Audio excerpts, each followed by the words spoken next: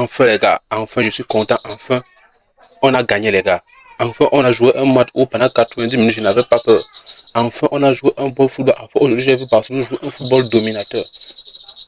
Enfin aujourd'hui j'ai vu des belles choses offensives. Donc on en parle sur cette vidéo pour nous rater jusqu'à la fin. Tu t'abonnes, tu likes, ça aide au référencement. Sur ce, c'est parti.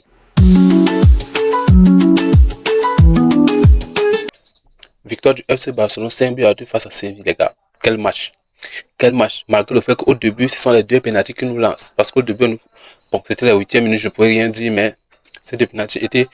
Le premier était normal. C'est le deuxième qu'il y a des doutes. C'est litigieux. Je ne peux pas, je suis quelqu'un qui essaie d'être objectif. Le deuxième, là, c'est litigieux. On ne peut pas totalement dire que c'est totalement propre.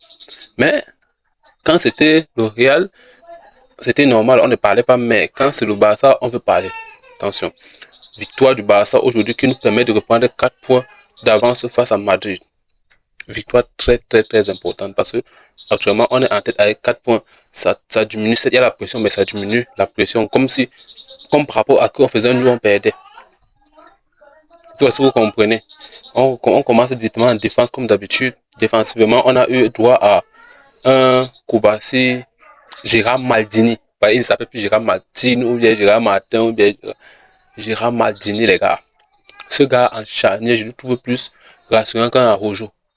Je le trouve plus serein, plus vif, plus rapide. Parce que nous, ce sont ces exigences que notre défense demande. Aujourd'hui, il a assumé son devoir, son rôle de relanceur. Tout Koubassi, il y a toujours rien à dire sur Koubassi, monsieur propre. Aujourd'hui, il a fait son match. Il a fait son match. De l'autre côté, on avait Cancelo et rappelez-moi, mettez-moi en commentaire, mais Cancelo, il était beaucoup plus offensif. Voilà, et j'ai beaucoup aimé son apport offensif qui a beaucoup épaulé Rafinha qui avait tendance à entrer dans l'axe pour aller créer le surplus avec Lewandowski. En parlant de Lewandowski, on va y arriver dans la suite de la vidéo. Parce que ces gars, franchement, ça ne va pas. Même les reporters ont dit que ça n'allait pas. Même les reporters, donc vous vous rendez compte à quel point c'est déjà critique. Critique. On ne peut pas continuer comme ça, le grand FC Barcelone ne peut pas aller loin avec ça. Au milieu du terrain, on a eu droit à un Pedri, Bernat et Olmo que j'ai beaucoup plus trouvé technique. Oui, le milieu était plus technique. Bernat était plus dans le rôle défensif et qu'il a fait à la perfection. Ce gars Bernat, je l'aime trop, j'aime trop le voir jouer. Il dégage une sérénité, une prise de risque mesurée.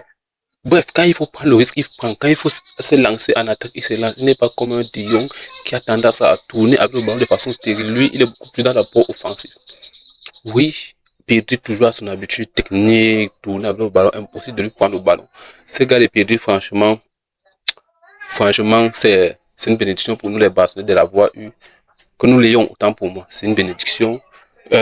Olmo aujourd'hui, malgré le but qu'il a marqué, il essayait des choses en tant que numéro 10, mais ce n'est pas trop ça, ce n'est pas suffisant, c'est fade. Je ne sais pas si ce n'est que moi qui vois ça, mais c'est fade. Et offensivement, on a eu droit à Badji, Lewandowski et Rafinha. On peut dire le seul qui a montré des belles choses. Et offensivement, on a eu droit à un Rafinha, Lewandowski et Badji.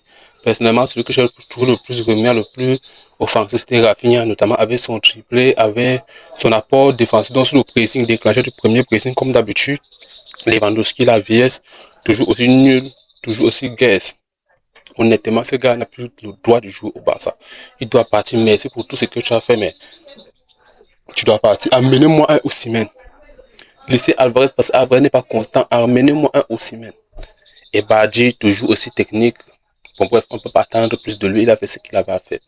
Le véritable problème actuellement au Barça, c'est qu'il faut un vrai numéro 9. C'est vital, c'est crucial pour notre avenir. Il nous faut un vrai numéro 9. Bon, en somme, dans la forme du match, on a surclassé Séville comme on s'y attendait. Séville s'est battu comme il pouvait, mais c'était trop plus haut. Le championnat n'est pas encore terminé. Parce que Madrid se réveille. Le championnat n'est pas encore terminé. La Ligue des Champions, on va voir la Ligue des Champions. Mais dans la forme, c'est quand même appréciable. C'était tout pour ça. Si tu viens d'arriver, moi c'est Bonaparte, je fais les débuts des matchs du Real Madrid et du FC Barcelone. Lorsqu'il n'y a pas de matchs, je fais les débuts actualité. Donc, pense à t'abonner, tu likes, ça aide au référencement. Sur ce, prenez soin de vous.